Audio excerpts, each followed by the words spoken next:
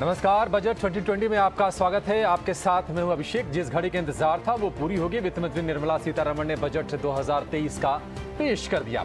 क्या इस बजट में खास बातें, इसी पर हमारी है खास पेशकश budget 2020।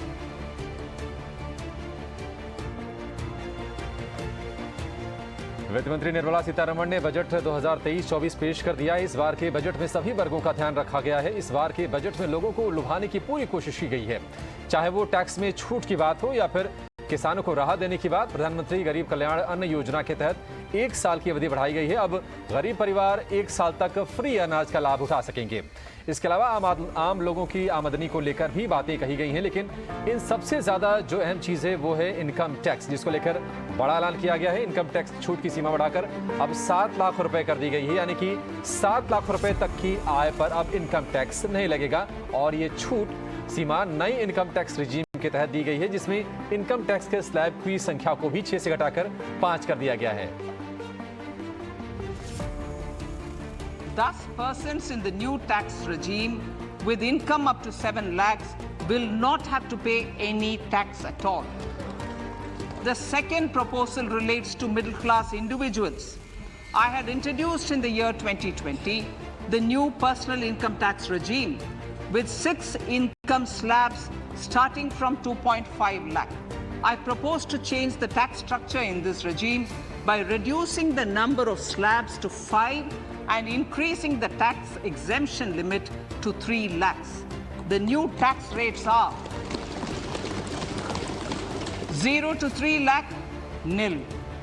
3 to 6 lakhs, 5%. 6 to 9 lakhs, 10%. 9 to 12 lakh, 15%. 12 to 15 lakhs, 20%. And above 15 lakhs, 30%. Tax में राहत देने के अलावा और भी बड़े ऐलान किए गए हैं, जैसे कि टैक्स पर लगने वाले सरचार्ज को 37% से घटाकर 25% किया गया है। रिटायरमेंट पर लीव एनकैशमेंट लिमिट को 3 लाख रुपए से बढ़ाकर 25 लाख रुपए कर दी गई है। बता दें कि इसके पहले गैर सरकारी संस्थानों में साल 2003 के दौरान लीव एनकैशमेंट लिमिट को 3 लाख रुपए तय की गई थी, जिसे जाकर अब बदला गया है। I propose to reduce the highest surcharge rate from 37% to 25% in the new tax regime. This would result in the reduction of the maximum tax rate to 39%. Lastly, the limit of 3 lakh rupees for tax exemption on leave encashment on retirement of non-government salaried employees was last fixed in the year 2002, when the highest basic pay in the government was only 30,000 rupees per month. In line with the increase in the government salaries, I am proposing to increase this limit to 25 lakh rupees. वित्त मंत्री निर्मला सीतारमण ने budget की शुरुआत में गरीब लोगों को मुफ्त राशन योजना से की, जिसके तहत देश के 80 करोड़ लोगों को मुफ्त राशन योजना का लाभ दिया जाएगा। सरकार देश के गरीबों को मुफ्त अनाज देने के लिए पीएम गरीब कल्याण अन्न योजना पर 2 लाख करोड़ रुपए खर्च करेगी। वित्त मंत्री निर्मला सीतारमण ने इस ऐलान को करते हुए कहा कि कोरोना महामारी के समय हमने 80 करोड़ गरीब लोगों को अनाज उपलब्ध कराया और ये सुनिश्चित किया कि कोई भी भूखा ना सोए।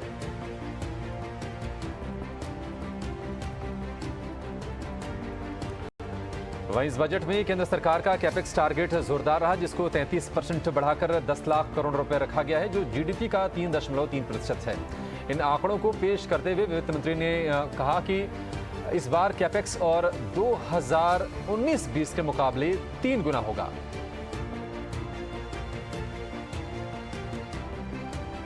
Investments in infrastructure and productive capacity have a large multiplier impact on growth and employment. After the subdued period of the pandemic, private investments are growing again. The budget takes the lead once again to ramp up the virtuous cycle of investment and job creation.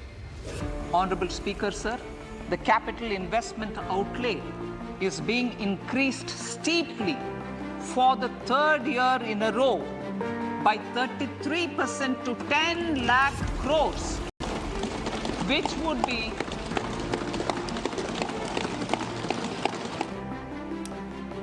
Budget में railway को क्या मिला, अब आपको ये बताते हैं। सरकार ने बजट में रेलवे के लिए 2,40,000 करोड़ रुपए का प्रावधान किया है। ये रेलवे को दिया गया अब तक का सबसे बड़ा बजट है, जो साल 2013-14 के बजट से 9 गुना ज्यादा बड़ा है। ऐसे में अगर पिछले साल से इस बजट की तुलना करें तो लगभग 80,000 करोड़ रुपए की बढ़ोतरी की गई है। सरकार यात्रियों को और ज्यादा सुविधा देने के लिए कई प्रोजेक्ट्स का ऐलान कर रही है। इसके अंतर्गत रेलवे की बची हुई रेलवे लाइनों पर विद्युतीकरण किया जाएगा। अब अगस्त 2023 तक 75 वंदे भारत ट्रेनें ट्रैक पर दौड़ने लगेंगी। इसके अलावा 50 नए एयरपोर्ट और हेलीपैड भी बनाने का सरकार ने आज बजट में ऐलान किया। सरकार ट्रांसपोर्ट इंफ्रा पर 75,000 करोड़ रुपए का खर्च करेगी। Railways, a capital outlay of 2.40 lakh crores has been provided for the railways. This is the highest ever outlay. Budget के दौरान वित्त मंत्री ने सरकार की उपलब्धियों का भी बखान किया। बजट भाषण के दौरान निर्मला सीतारमण ने कहा कि साल 2022 में ईपीएफओ की सदस्यता 2 गुने से ज्यादा बढ़ी और अब इसके कुल 27 करोड़ से ज्यादा सदस्य हैं। वहीं भारतीयों ने यूपीआई के जरिए 126 लाख करोड़ रुपए का डिजिटल पेमेंट किया है, जबकि स्वच्छ भारत मिशन के तहत 11.7 करोड़ शौचालय बनाए गए। कोविड टीकाकरण के तहत 102 करोड़ लोगों को 220 करोड़ वैक्सीन लगाई गई। बात बीमा कवर की करें तो पीएम सुरक्षा बीमा, पीएम जीवन ज्योति योजना के तहत करीब 45 करोड़ व्यक्तियों का बीमा किया गया, जबकि करीब 11.5 करोड़ से ज्यादा किसानों को 2.25 लाख करोड़ रुपए नकद दिए गए।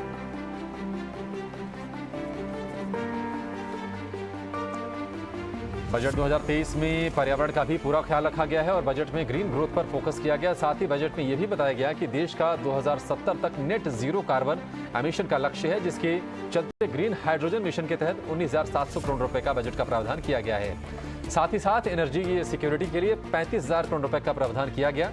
वहीं 2030 तक 5 MMT ग्रीन एनर्जी उत्सर्जन का भी टारगेट फिक्स किया गया है।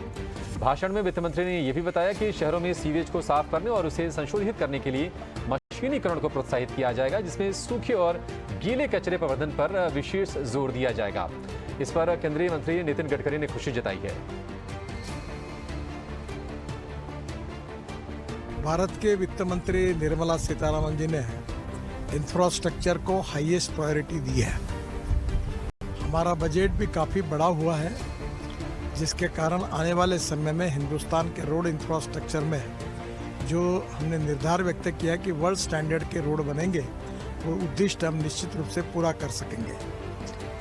ग्रीन एनर्जी, ग्रीन पावर, हर जगह पर जो ग्रीन बात के उल्लेख किया गया, वो हमारी इकोलॉजी एंड एनवायरनमेंट को प्रोटेक्ट करने की दृष्टि से एक बहुत बड़ी पहल है। मैं मानता हूँ बजट 2023 एमएसएमई सेक्टर के लिए भी खुशखबरी लेकर आया है। वित्त मंत्री निर्मला सीतारमण ने ऐलान किया कि महामारी से प्रभावित एमएसएमई को राहत दी जाएगी। कोरोना के दौरान जो एमएसएमई फैल रहे तो उनको राहत के तौर पर जब्त की गई 95% राशि वापस करने का ऐलान किया गया है और उनके विवादों के निपटान के लिए एक समाधान योजना लाई जाएगी।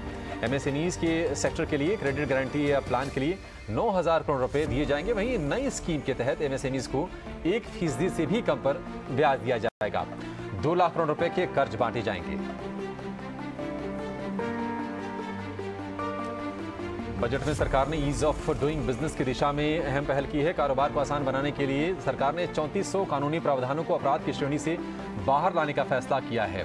इसके अलावा 39,000 से ज्यादा कंप्लायंस को कम किया गया है और कारोबार से जुड़े हुए 42 अधिनियमों में संशोधन का फैसला लिया गया है। इस दौरान वित्त मंत्री ने यह भी कहा कि भारत में आर्टिफिशियल इंटेलिजेंस को लेकर ज्यादा फोकस रहेगा। AI के रिसर्च के लिए 3 केंद्र बनाए जाएंगे।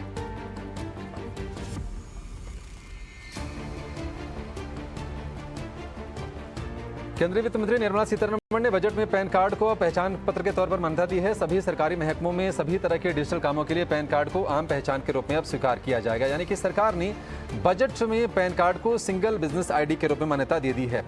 पहचान को अपडेट करने के लिए वन स्टॉप सोल्यूशन स्थापित किया जाएगा। यह बिजनेस करने में आसानी की सुविधा प्रदान करेगा और इसे कानूनी जनादेश के साथ लागू किया जाएगा।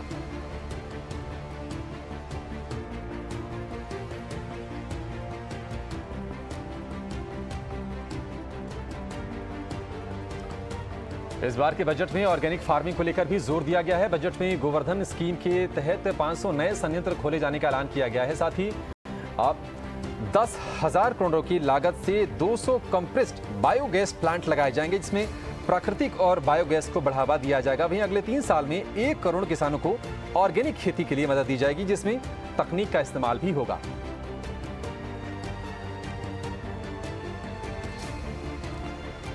वहीं पुराने प्रदूषण करने वाले वाहनों से छुटकारा पाने के लिए सरकार लगातार कोशिश कर रही है। बजट में भी सरकार की कोशिश की झलक देखने को मिली, जहां बजट में केंद्र सरकार की पुराने वाहनों को स्क्रैप करने और बदलने के लिए पैसों की व्यवस्था की गई है। स्क्रैपिंग पॉलिसी के तहत केंद्र सरकार की पुरानी गाड़ियों और एम्बुलेंस को स्क्रैप किया जाएगा। इसके लिए राज्य सरकारों को भी मदद दी जाएगी। उन्होंने पुरानी वाहनों को स्क्रैप करने के लिए स्क्रैपिंग पॉलिसी को अपनाने की बात कही। और अब बात करेंगे हीरा व्यापार की, जिसको रफ्तार देने के लिए बजट में प्रावधान किया गया है। हीरा कारोबार में तेजी लाने के लिए वित्त मंत्री ने लैब वाले डायमंड का उत्पादन बढ़ाने के लिए IITs को ग्रांट दी जाने की घोषणा की, जिससे रोजगार बढ़ेगा। सरकार 5G लैब एप्लीकेशंस के लिए 100 लैब का भी निर्माण करेगी।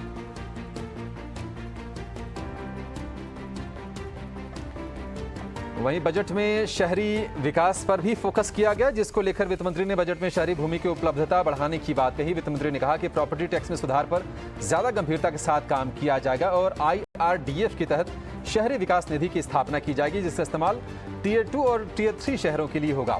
साथ ही शहरी विकास पर सरकार सालाना 10,000 करोड़ रुपए का खर्च करेगी। वहीं सबसे बड़ा फोकस मैनहोल की सफाई को लेकर रहा, जिसको लेकर बड़ी बात यह रही कि शहरी और कस्बों में मैनहोल को अब इंसानों के जरिए नहीं बल्कि मशीनों के जरिए साफ किया जाएगा और मैनहोल को मशीन होल में बदलने की कोशिश की जाएगी। वित्त मंत्री ने कहा कि जल्द ही 100% मशीनी तरीके से मैनहोल साफ किए जाएंगे।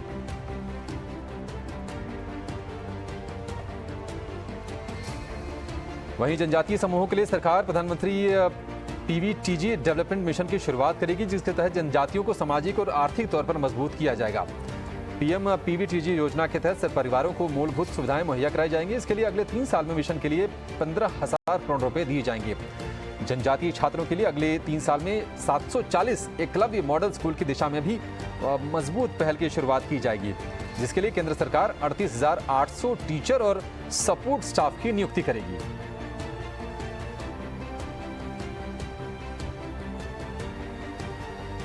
वित्त मंत्री निर्मला सीतारमण ने बजट में बच्चों और किशोरों के लिए डिजिटल पुस्तकालय की भी घोषणा की है, जहां बेहद अच्छी किस्म की किताबों को पढ़ने के लिए मुहैया कराया जाएगा।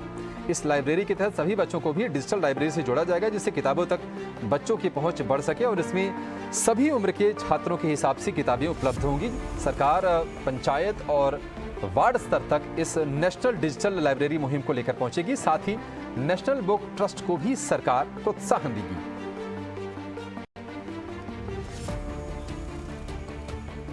वित्त मंत्री ने बजट में हेल्थ सेक्टर के लिए भी घोषणाएं की। वित्त मंत्री ने जानकारी दी कि चल रहे 157 मेडिकल कॉलेजों के साथ ही 157 नर्सिंग कॉलेजों की भी स्थापना की जाएगी। वहीं साल 2047 तक एनीमिया के उन्मूलन के लिए मिशन चलाया जाएगा।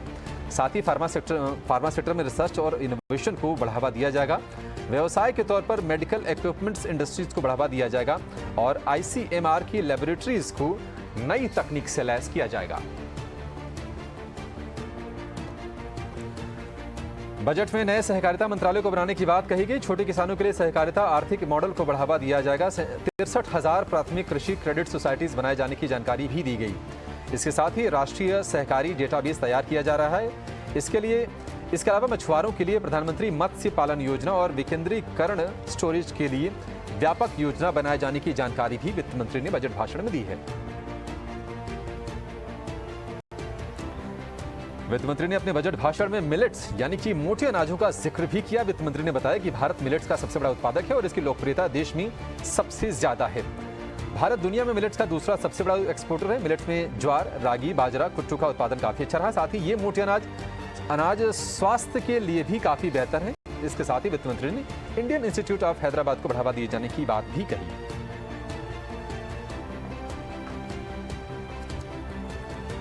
वित्त मंत्री निर्मला सीतारमण ने बजट में महिलाओं के लिए नई बचत योजना की भी घोषणा की। अब महिला सम्मान बचत प्रमाण पत्र योजना में 2 साल के लिए 7.5% की निश्चित दर से जमा राशि पर ब्याज मिलेगा।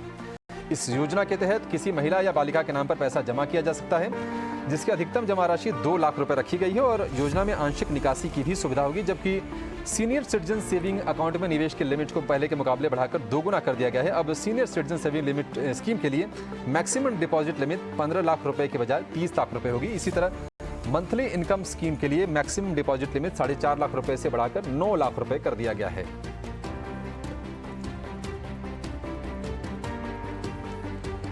वित्त मंत्री ने बजट में बैंकिंग सेक्टर के लिए बड़ा ऐलान किया है। वित्त मंत्री ने कहा कि इंडियन फाइनेंशियल सिस्टम कोड यानी कि IFSC में खुले बैंकों को विदेशी बैंक अधिग्रहण कर सकेंगे। इसके लिए banking companies act, RBI act और IFSC एक्ट में बदलाव होगा।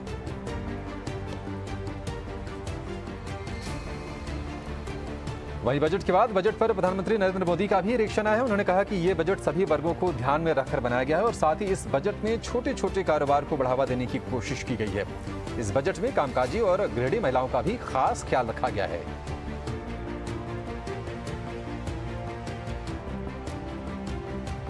ये बजट वंचितों को वरीयता देता है। ये बजट आज की एस्पिरेशनल सोसाइटी, गांव, गरीब, किसान, मध्यम वर्ग सभी के सपनों को पूरा करेगा। मैं वित्त मंत्री निर्मला जी और उनकी टीम को इस ऐतिहासिक बजट के लिए बधाई देता हूं। तो ये रहे बजट के अहम ऐलान। एक छोटा सा ब्रेक लेंगे और ब्रेक के बाद मानसी आपके साथ लेकर जुड़ेंगे खास शो।